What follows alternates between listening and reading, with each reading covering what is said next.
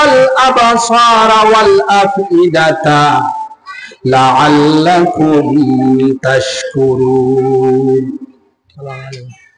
এরপরে আল্লাহ পাক রব্বুল আলামিন তোমাদেরকে তোমাদের শ্রবণ শক্তি দিয়েছেন এবং তোমাদের দৃষ্টি শক্তি দান করেছেন এবং একটি অন্তর দান করেছেন, যে অন্তর দিয়ে তোমরা ফিকির করতে পারো, বুঝতে পারো, ভালো মন্দ যাচাই করতে পারো। কেন আল্লাহ পাক রব্বুল আলামিন এগুলা দান করলেন? লাআল্লাকুম তাশকুরুন, যাতে করে তোমরা আল্লাহর শুকর আদায় করো, যাতে করে আমি আল্লাহ তাআলার শুকর তোমরা আদায় করতে পারো। এজন্য আমি আল্লাহ তাআলা তোমাদেরকে নাজ দিয়ে আমোদ দিয়ে ভরপুর করে দিয়েছি। সুবহানাল্লাহ। এজন্য আমরা আবারও আল্লাহ তাআলার শুকর আদায় করি। সবাই বলি আলহামদুলিল্লাহ। মুহতারাম হাজরিন কিরাম, আমি আপনাদের সামনে মহাগ্রন্থ আল কোরআনের ছোট্ট একটি সূরা তেলাওয়াত করেছি, যে সূরার নাম হচ্ছে সূরাতুল আসর।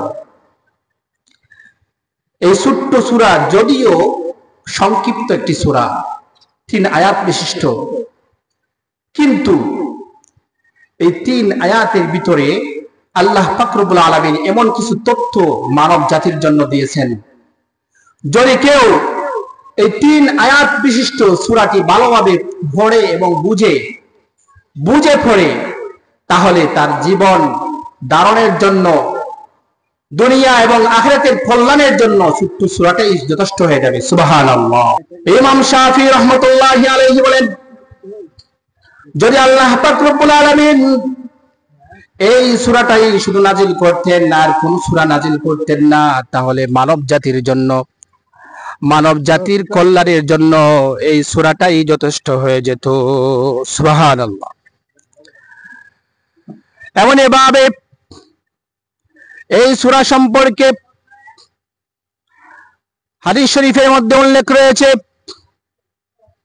আল্লাহর নবীর 2 সাহাবী যখন একে অন্যের সাথে সাক্ষাৎ হতো, যখন তারা একে অন্যের সাথে কথাবার্তা বলতেন, তখন এই সূরাটা তেলাওয়াত করা ব্যতীত তারা বিচ্ছিন্ন হতেন না। সুবহানাল্লাহ। এমন একটি সূরা আমি আপনাদের সামনে তেলাওয়াত করেছি। আল্লাহ পাক রব্বুল আলামিন এই সূরা যে নাজিল করেছেন, এই নাজিলের একটা কারণ, একটা প্রেক্ষাপট রয়েছে। নাজিলের প্রেক্ষাপট হচ্ছে আল্লাহর নবী সাল্লাল্লাহু আলাইহি ওয়াসাল্লামের সাহাবী হযরত আবু বকর সিদ্দিক রাদিয়াল্লাহু তাআলা আনহু এখনো ইসলাম ধর্ম গ্রহণ করেন নাই। তখন ওনার কাছে এক কাফের বসত, ওনার সাথে ওঠা বসা করত, যার নাম হচ্ছে গিলাহ বিন উসাইদ।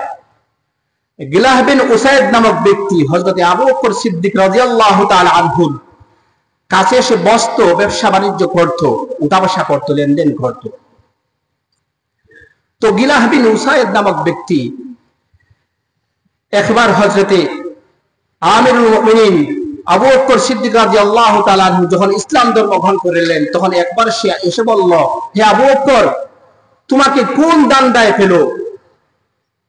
তুমি ইসলাম ধর্ম গ্রহণ করার কারণে দেখা যাচ্ছে তোমার দিন দুনিয়া বরবাদ হয়ে গেছে। নাউযুবিল্লাহ। তোমার ব্যবসা বাণিজ্য লাঠে উঠার উপক্রম, তুমি দুনিয়ায় ক্ষতিগ্রস্তের সম্মুখীন হচ্ছ।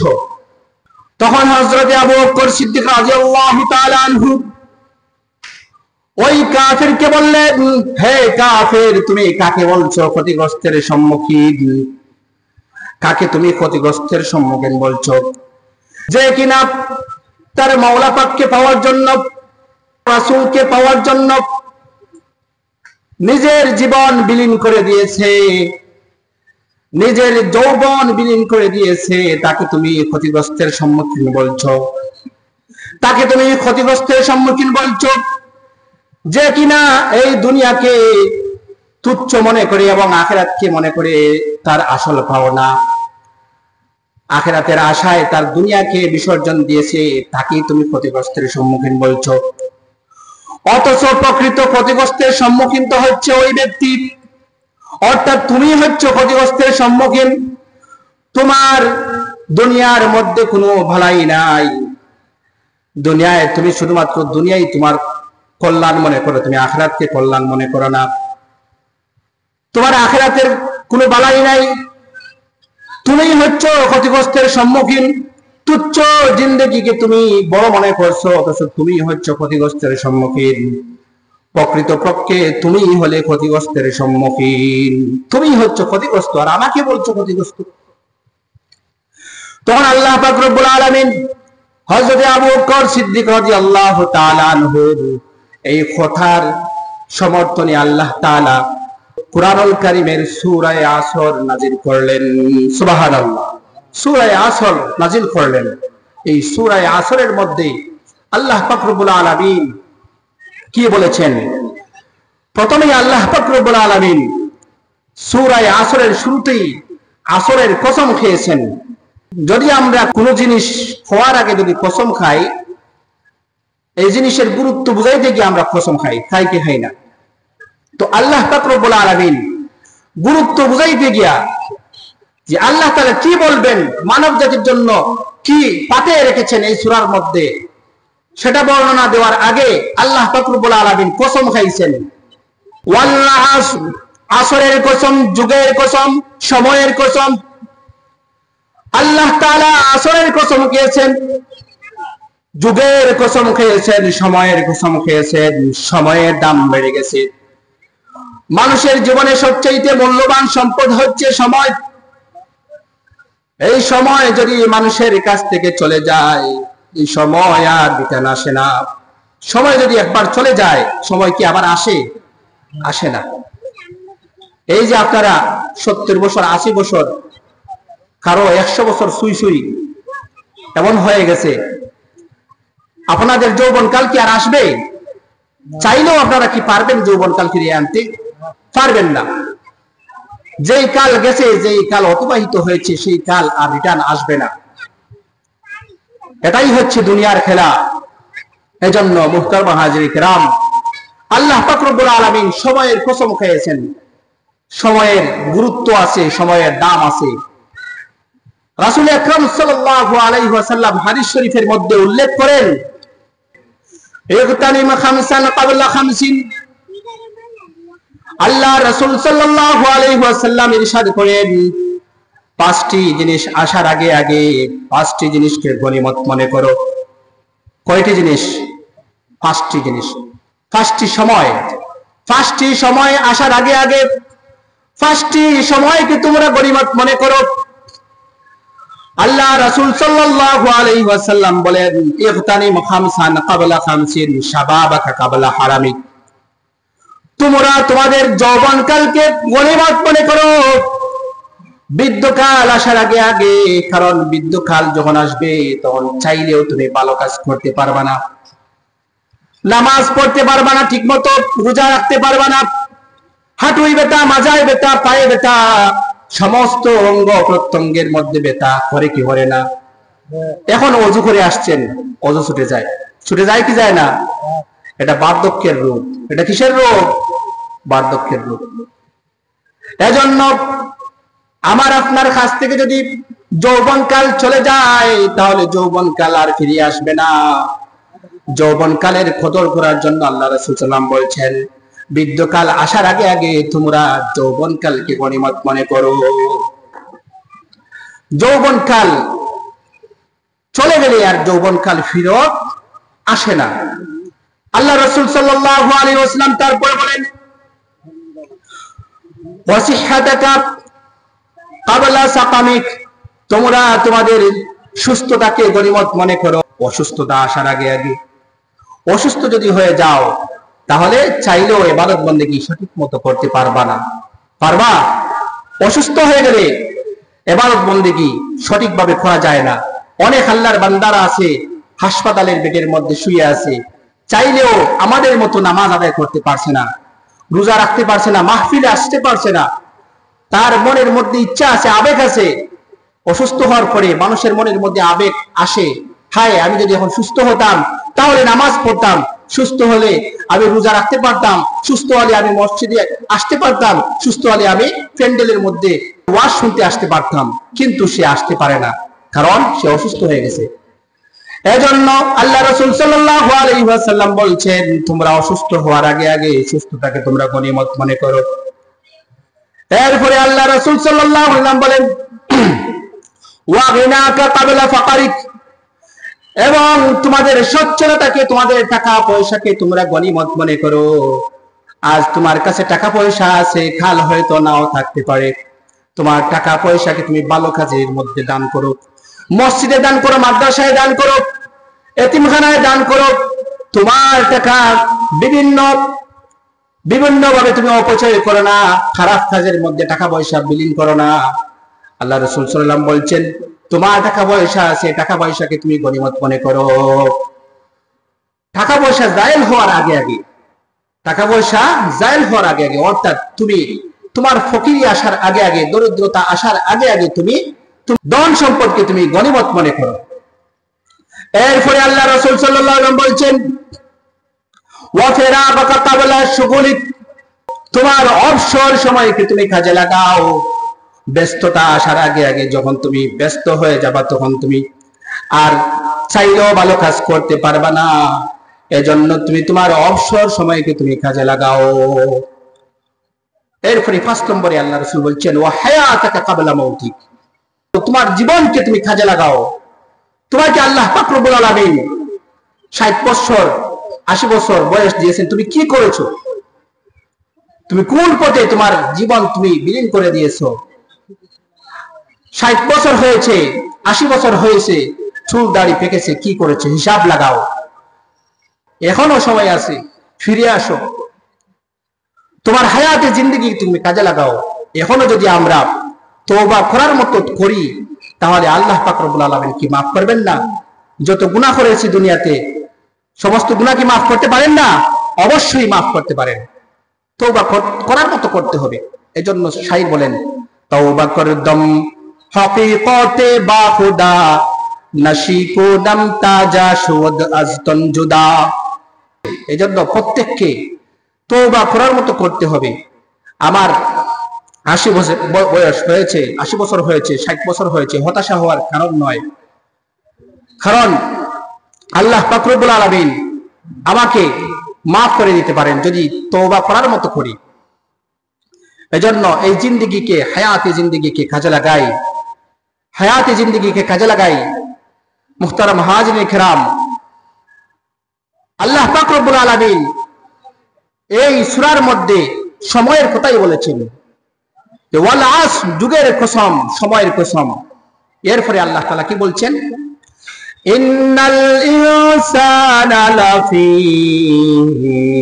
খুসর, নিশ্চয় সমস্ত মানুষ ক্ষতিগ্রস্তের মধ্যে রয়েছে, সবাই ক্ষতিগ্রস্তের মধ্যে।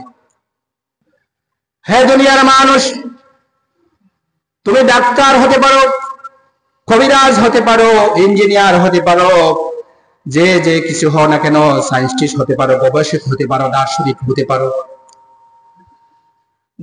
হতে পারো, কিন্তু তোমার মাঝে যদি 4টি জিনিস না থাকে, তুমি হচ্ছে ক্ষতিগ্রস্তের সম্মুখীন। সবাইকে বলছেন, সবাই তোমরা ক্ষতিগ্রস্তের সম্মুখীন। তবে ইল্লাল্লাযীনা আমানু, আরো বাদ বলছেন ইল্লাল্লাযীনা আমানু ওয়া আমিলুস সালিহাত, তবে তারা নয়, তারা ক্ষতিগ্রস্তের সম্মুখীন নয়। ইল্লাল্লাযীনা আমানু, যারা ঈমান আনয়ন করেছে, ওয়া আমিলুস সালিহাত, এবং যারা নেক আমল করে, ওয়াতাওয়াসাউ বিল হাক্কি ওয়াতাওয়াসাউ বিস সাবর, এবং যারা পরস্পরকে সত্যের উপদেশ দেয় এবং পরস্পরকে ধৈর্য ধারণের উপদেশ দেয়। এই 4 গুণ বিশিষ্ট মানুষ ছাড়া সবাই ক্ষতিগ্রস্তের মধ্যে। তুমি পণ্ডিত হও, যতই পণ্ডিত হও না কেন, যদি 4টা গুণ তোমার মধ্যে না থাকে, তাহলে তুমি ক্ষতিগ্রস্তের সম্মুখীন, তুমি ক্ষতিগ্রস্তের মধ্যে রয়েছে। দুনিয়ায় বিশাল আলিশান বাড়ি আছে, গাড়ি আছে, সুন্দরী বউ আছে, কিন্তু ঈমান যদি না থাকে তাহলে কিচ্ছু হবে না। ঈমান না থাকলে জাহান্নামে আবাদুল আবাদ জাহান্নামের মধ্যে জ্বলতে হবে। এজন্য এই 4টি জিনিস, প্রথম নম্বর হচ্ছে ঈমান, 4টি গুণ আমাদের থাকতে হবে। ক্ষতিগ্রস্ত থেকে মুক্ত হওয়ার জন্য কয়টি গুণ থাকতে হবে? 4টি গুণ। প্রথম নম্বর হচ্ছে ঈমান। আল ঈমানু ওয়া তাসদীকু বিজামিই মা জাআ বিহি নবী সাল্লাল্লাহু আলাইহি ওয়াসাল্লাম মিনাদ দীন যারুরাতান ইযআনান ওয়া তাসলিমান ওয়া ইতিমাদান আলা নবী সাল্লাল্লাহু আলাইহি ওয়াসাল্লাম। আল্লাহর পক্ষ থেকে রাসূল আকরাম সাল্লাল্লাহু আলাইহি ওয়াসাল্লাম দ্বীনের যেই জরুরি বিষয়াদি নিয়ে এসেছেন সেই সমস্ত জরুরি বিষয়াদির উপর সত্যায়ন করা, শুধু সত্যায়ন করা নয়, সত্যায়ন করার পাশাপাশি তাসলিম করতে হবে, আত্মসমর্পণ করতে হবে। ইজানা ওয়া তাসলিমান ওয়া ইতিমাদান আলা নবী সাল্লাল্লাহু আলাইহি ওয়াসাল্লাম, এবং আস্থার সাথে সত্যায়ন করতে হবে। সত্যায়ন করার পাশাপাশি তাসলিম করতে হবে আল্লাহ রাসূলের উপর আস্থার সাথে। শুধুমাত্র সত্যায়ন করলাম কিন্তু মানলাম না, তাহলে ইমানদার হতে পারবো না। যদি সত্যায়ন করার দ্বারাই ইমানদার হওয়া যেত, তাহলে আল্লাহ রসুলের চাচা আবু তালেব সবার আগে ইমানদার হতেন। কারণ আল্লাহ রসুলের চাচা আবু তালেব উনি সত্যায়ন করেছিলেন আল্লাহ রসুল সাল্লাল্লাহু আলাইহি ওয়াসাল্লাম যে সমস্ত দিনের বিধিবিধান নিয়ে এসেছেন সেই সমস্ত বিধিবিধানের উপর সত্যায়ন করেছিলেন, কিন্তু মানেন নাই। তার প্রমাণ হলো দরসে বুখারীর মধ্যে উল্লেখ করেন রাসূল আকরাম সাল্লাল্লাহু আলাইহি ওয়াসাল্লাম যখন আবু তালেবকে বললেন, হে আমার চাচা, আপনি আমাকে সাহায্য সহযোগিতা করেছেন, এখন পর্যন্ত আপনি আমাকে সাহায্য সহযোগিতা করেছেন, আপনি সাহায্যের হাত গুটিয়ে নেননি। এই যাবত আপনি আমাকে সাহায্য সহযোগিতা করেছেন, মরার পরে জাহান্নামের আগুনে জ্বলবেন, এটা আমি বরদাস্ত করতে পারবো না। সুতরাং কানে কানে একটিবার হলেও কালিমায়ে তাইয়্যিবা লা ইলাহা ইল্লাল্লাহু মুহাম্মাদুর রাসূলুল্লাহ, এই কালেমাটা আপনি পড়ে ফেলুন। আল্লাহ ছাড়া কোনো মাবুদ নাই, আর হযরত মুহাম্মদ সাল্লাল্লাহু আলাইহি ওয়াসাল্লাম হচ্ছেন আল্লাহর প্রেরিত বান্দা ও রাসূল। এই কথা আপনি বলুন, আমি আল্লাহর কাছে গিয়ে সুপারিশ করতে পারবো যে আমার চাচা শেষ পর্যন্ত মৃত্যুর আগ মুহূর্তে ইসলাম ধর্ম গ্রহণ করেছেন, ঈমান এনেছেন। তখন আবু তালেব কি বললেন শুনেন। আবু তালেব বললেন, ওয়ালাকাদ দাআউতানি ওয়া যাআমতু আন্নাকা সাদিকুন ওয়া সাদ্দাকতু ওয়া কুনতা ফি সাম্মা আবিনা ওয়া আরাফতা দীনাকা লা মুহালাতা ইন্নাহু মিন খায়রি আদিয়ানিল বারিয়াতি দীনা ওয়ালাউলা আল মালামাতু ওয়া হিদারু মাসাব্বাতিন লাওয়াজাদতানি সামহাম বিযাকা মুবিনা। হে আমার ভাতিজা, তুমি আমাকে ইসলামের দাওয়াত দিচ্ছ, যে ইসলামের দাওয়াত দিচ্ছ আমি জানি তোমার ধর্ম, তোমার দিন ধর্ম সত্য, তুমি তোমার কথায় তুমি সত্যবাদী, পৃথিবীর সমস্ত ধর্মের মাঝে তোমার ধর্ম হচ্ছে বেস্ট, এটা আমি বিশ্বাস করি, এটা আমি জানি বুঝি। কিন্তু আমি যদি তোমার ধর্ম গ্রহণ করে ফেলি তাহলে লোকেরা বলবে শেষ পর্যন্ত আবু তালেব তার ভাতিজা মুহাম্মদের ধর্ম গ্রহণ করে ফেললো, আবু তালেব গ্রহণ করে ফেললো, এজন্য তোমার ধর্ম আমি গ্রহণ করতে পারবো না। আমাকে লোকেরা গালিগালাজ করবো, আমার দলের লোকেরা। শেষ পর্যন্ত আবু তালেব ইসলাম ধর্ম গ্রহণ করলেন না, নাউযুবিল্লাহ। এজন্য কথায় আছে, সৎসঙ্গে স্বর্গবাস, অসৎসঙ্গে সর্বনাশ। এমনকি কাফেররা বলে, যখন কোরআন শরীফের মধ্যে আছে কাফেররা বিশ্বাস করে আল্লাহ পাক রব্বুল আলামিন সৃষ্টি করেছেন, কিন্তু তারা শরীক করে। আল্লাহ তাআলা বলেন, ওয়ালা ইন সাআলতাহুম মান খালাকাস সামাওয়াতি ওয়াল আরদা ওয়া সাখখারাশ শামসা লা ইয়াকুলুন্নাল্লাহ। তাদেরকে যদি জিজ্ঞাসা করা হয় আসমান জমিন কে সৃষ্টি করেছেন, চন্দ্র সূর্য এইভাবে পরিচালনা কে করেন, তখন তারা লা ইয়াকুলুন্নাল্লাহ, তারা অবশ্যই বলবে যে আল্লাহ পাক রব্বুল আলামিন আসমান জমিন সৃষ্টি করেছেন, সবকিছু সৃষ্টিকর্তা হচ্ছেন কে? আল্লাহ। কিন্তু তারা মানে না, কিন্তু তারা কি করে না, এক আল্লাহরে মানে না, তারা আল্লাহর সাথে শরীক করে। কাফেররা কি করে? আল্লাহর সাথে শরীক করে। এজন্য আমি বলতেছিলাম যে ঈমান হচ্ছে আল্লাহ রাসূল সাল্লাল্লাহু আলাইহি ওয়াসাল্লাম মহান আল্লাহ পাক রব্বুল আলামিনের কাছ থেকে যে সমস্ত দ্বীনের জরুরি বিধিবিধান পেয়েছেন সেই সমস্ত বিধিবিধানের উপর বিশ্বাস স্থাপন করতে হবে, সাথে সাথে মানতে হবে, না মানলে ঈমানদার হওয়া যাবে না। আল্লাহ পাক রব্বুল আলামিন আমি যে কথাগুলো বললাম সেই কথাগুলোর উপর আমাকে আগে আমল করার তৌফিক দান করুন এবং আমাদের সবাইকে প্রকৃত মুমিন হিসেবে কবুল করুন। সবাই বলেন আমিন। ওয়া আল্লাহু